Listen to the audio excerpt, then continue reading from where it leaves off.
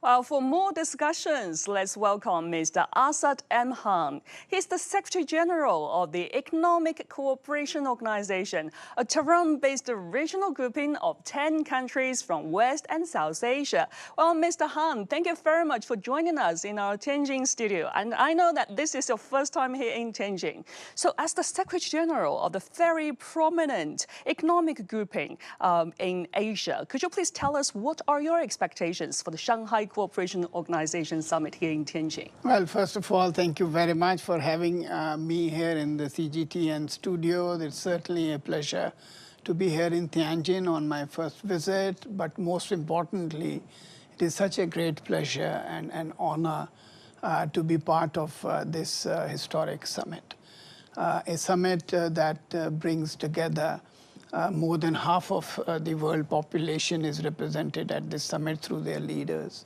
Almost 29% of the global GDP is represented, and some of the fastest growing economies. So for ECO, which perhaps you are aware is actually the oldest regional development organization in Asia, it is certainly an opportunity to hear from the leaders and to see essentially SCO transform from an organization which sought to provide security for all to an organization that seeks to promote integrated and coordinated development.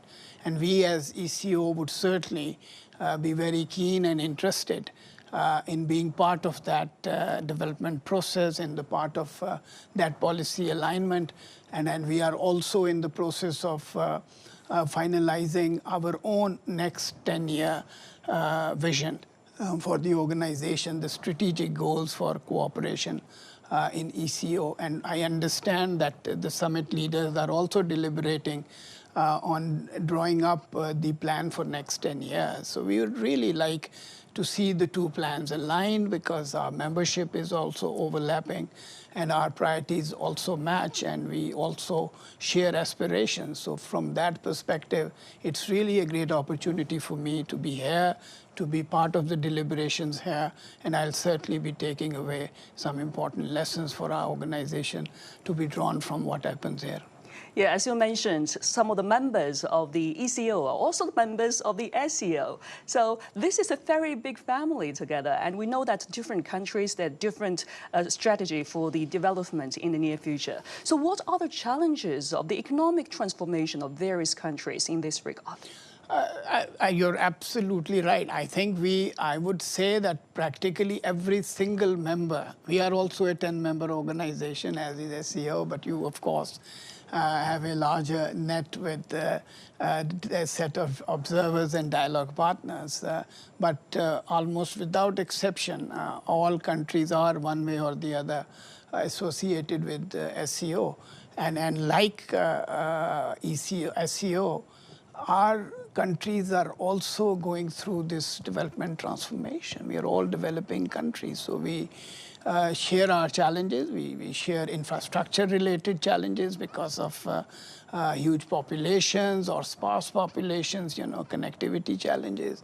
We are facing technological challenges, because digital economy is now the promise of the future. How do we undertake that digitization exercise? We are facing that. Agriculture and food security is also a challenge that we face in the ECO region. Similarly, combating climate change. Really, I think for us in the ECO region, our vulnerability to climate change is very well established. So these are really the areas where we would like to see greater synergy in terms of undertaking policy coordination, in terms of making plans together to the extent that we can, because obviously with membership overlap, we really as two organizations need to coordinate with each other very, very closely. And I think our expectation from this summit would be to see an action plan, to see a roadmap that really lays out the elements of how the region can come together, because and then we see clearly today, as is for SCO, for ECO also, China is our one of the largest trading partners, you know. Yes, indeed. China plays a great role in this part. And as you mentioned, lots of member states, Yes. the observer states, and also dialogue partners are forging the synergy rather than competition.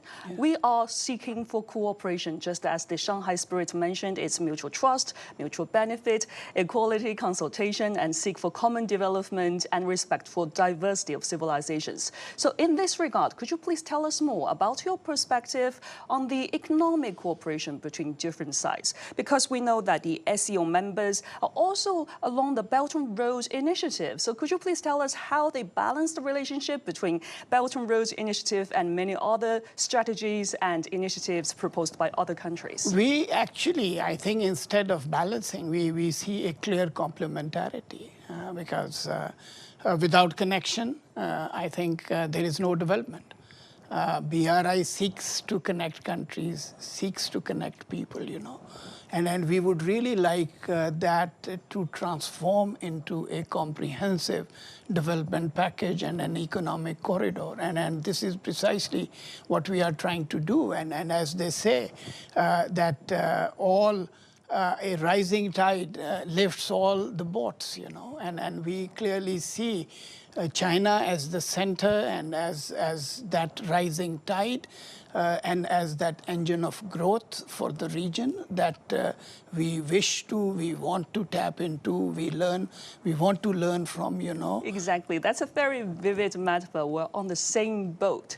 And as you mentioned, besides the traditional cooperation in energy and infrastructure, what are some of the other industries emerging in this regard for the development in the next 10 years? The whole lot, really. I think, as I said, that we need role models. And today, there are countries in this region, of course, led by China, that can act as the role model in terms of how you have harnessed technology in undertaking that massive and major transformation, you know. So we need to cooperate and for the fact that majority, you know, our youth bulge is huge, and youth is where technology can really be harnessed most effectively. So we would also like to collaborate and seek cooperation in the area of food security and agriculture, which is again linked to, I would say, the technological revolution that we are, digitization of economies, you know. As I said, combating green development and green transition in our countries, we are facing serious climate change related, and we are working on circular economy. So there are the whole, and then of course, not to miss on health and education. Really, I think education, which is again linked to technology and to the youth, is in my view the way forward for the region. And we have a lot to learn, because capacity building support and learning from the best practices from each other. And we are doing it all within a region that has had connections with each other for thousands of years. You know, we were all part of the Silk Route, you know, and Silk Road, and all those connections led to China. And today we are trying to, I think, resurrect those connections in a mutually respectful way, in a mutually beneficial way, and a way that helps to lift all the ships on this rising tide. Yeah, we hopefully that China will play a significant role as a rising wave to lift all the boats. And we wish that this summit will give us a brighter future for cooperation between different member states, dialogue partners, and also observer states. So thank you very much, Mr. Asad M. the Secretary General of the Economic Cooperation Organization, for your insights. We wish that you will enjoy your trip here in Tianjin and have a very fruitful results taking back to Pakistan and Tehran as well. Happy to be here. Thank you very much. Thank you.